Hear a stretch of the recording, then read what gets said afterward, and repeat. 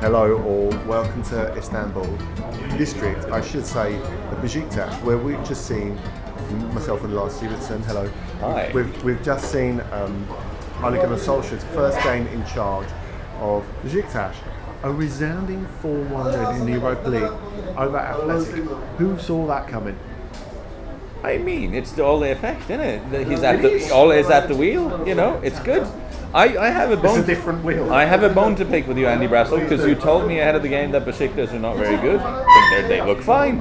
Maybe that's just the magic of Ole Gunnar Solskjær. I don't know. But I was watching this game and I was thinking, this is actually a pretty well put together team. They seem to have people in most positions on the pitch who know what they're supposed to be doing. Pretty rugged centre halves, pretty willing runners at fullback. You know, one good holding midfielder, one slightly more roaming midfielder. You know, Rafa Silva as a nippy number 10. Don't need to list all the players. The point is, you know, it's a pretty well put together team. I thought they played well. I mean, it was remarkable because, to put it into context, Beşiktaş have a decent start to the season, more than decent, more the season. They beat Galatasaray 5-0 in the Super Cup. They score in the first minute of that. They look brilliant. Ciro Immobile looks brilliant.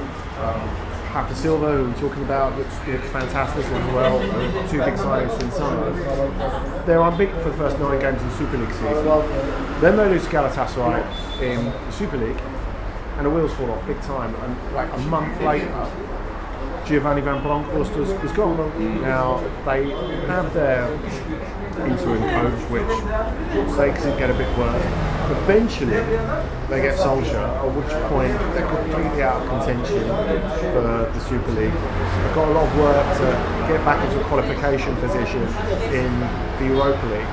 But it was remarkable to me, and a couple of people sitting in the press conference that we did after Ole Gunnar Solskjær, that how has he managed this after 2 days?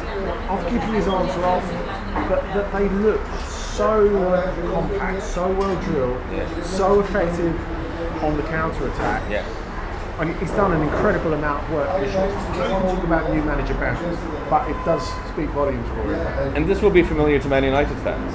I mean, for better. I mean, he was lambasted at times, and it obviously didn't end happily there. At the beginning. And he had games where they faced strong opponents, where he set the team up, and they were very effective on the counter. So, I mean, the criticism, of course, was that we don't need to rehash the criticisms. We all remember them. The Solskjaer discourse never ended. But setting up a team to be well organised and hitting teams on the counter, United fans will know this is something he's done before, and yeah, they were very, very good. The players seemed to know their jobs, and it was good. I mean, a team that's set to counter-attack. We talked about Rafa Silva. Had a brilliant game. Yeah. Immobile, maybe not quite as much, but Milo Rashica was great on the right-hand side. They got out so quickly when they got on the counter. Yeah. It feels like they're players who suit him. Yeah, it suits that. I mean, the question is, I guess, if you're Beşiktaş, how many opponents will actually let you counter-attack? Because in the Turkish Super League, a lot of opponents are just going to sit back and say, good luck opening us up, and that's going to be a challenge for him. But I just think it's so important to get a positive opening night like this, because he's coming in with something of a reputation, but maybe getting buy-in from the players is going to be important here.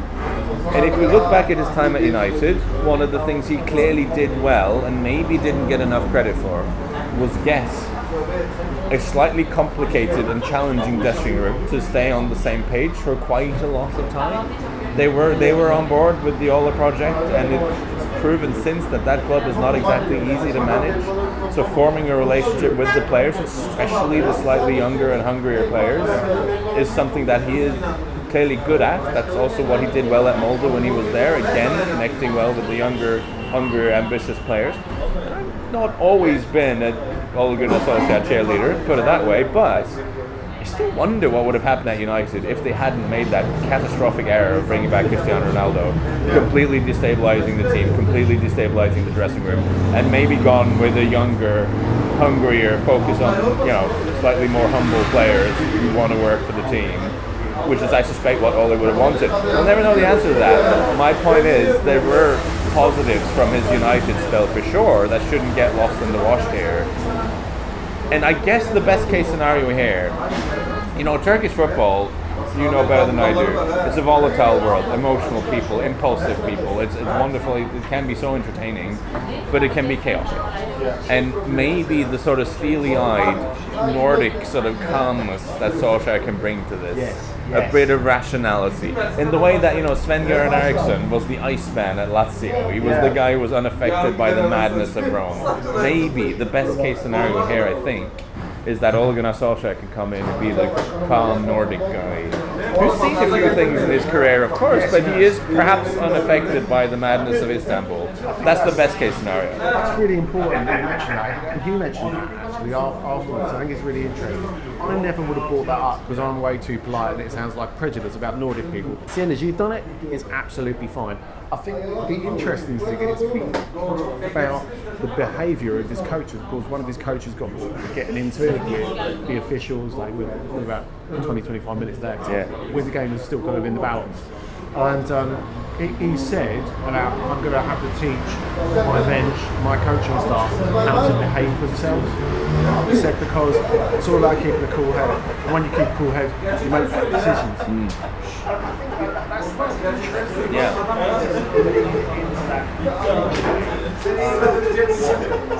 People from Scandinavia alike.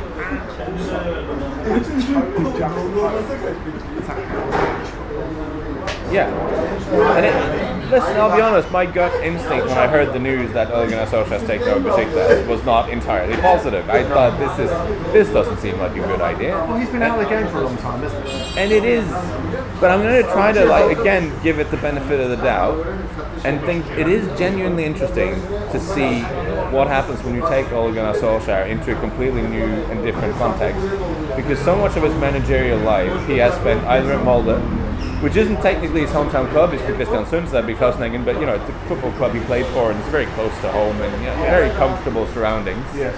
Or of course at Man United, which is very much his second home. Prefers to Manchester as home, I think he's done. The only other time he's managed outside of that bubble was at Cardiff, where a lot of things were going on, so I'm not sure that period is really representative of anything. This will show us what kind of coach he is. If you take him out of the United sphere, out of the Molde bubble, and plunk him into a culture that is so different from everything he's experienced before. And maybe there is an upside to this. Maybe he can show them a different way of reacting to this. There's another scenario which was he kind of gets eaten up by the swirling chaos of Turkish football. Let's be serious. They've just won a big game. We're all feeling elated. There is a potential downside, but it's interesting at the very least. It was so interesting because when he talked about it afterwards, about acknowledging his shortcomings, but acknowledging what might be the challenges for him. He said, look, I haven't done this for 3 years. We're going to have to progress. It's a very different challenge. What's on play? And Talia's 4 of the weekend. He said,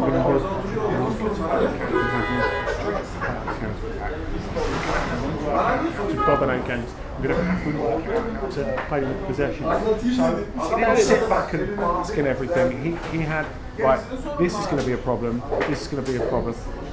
Problem, that's not the word he used. This is going to be a challenge, and these are going to have to be the steps that we surmount. So he sounded quiet. That's really interesting because that he's taken that head on. Because of course that was very much the criticism of him at United, that they didn't have a proper pattern of play, that they struggled to break down defensive blocks, and that's presumably if it's something he's aware of, maybe it's something he's worked on and thought about in his time out of management. So. Going to be super interesting to track this. I'm curious about his pick for assistant manager that he's brought with him, Erling Moe from Molde, who's worked for Molde Football Club for 25 years. I would have thought it would have made more sense to bring someone who can maybe bridge the gap between him and this very different culture he's now been thrust into. Instead, he's picked obviously a person he knows and trusts. I mean, that they can be the local knowledge kind of or someone to maybe be a bridge between the two things. That's an interesting decision. But again, when you're going off into the unknown, a context that is so different from everything you've experienced, I guess there is a value to having a sidekick, someone to bounce things off that is kind of someone you trust completely as a person as well. I mean, it's understandable there, I guess. Yeah, well, let's see how it gets on. They might get to the next round of the Europa League now, and they'll be familiar with how they manage to keep that. Thanks for joining us. Don't forget to like and subscribe on the On the Continent YouTube channel, and of course, don't forget to podcast and to subscribe with your favourite podcast catcher for that. We're out the main show with Lars and the like, be.net bio every Thursday, and we answer your questions on Ask Lars. Get those to us. We'll just leave them below.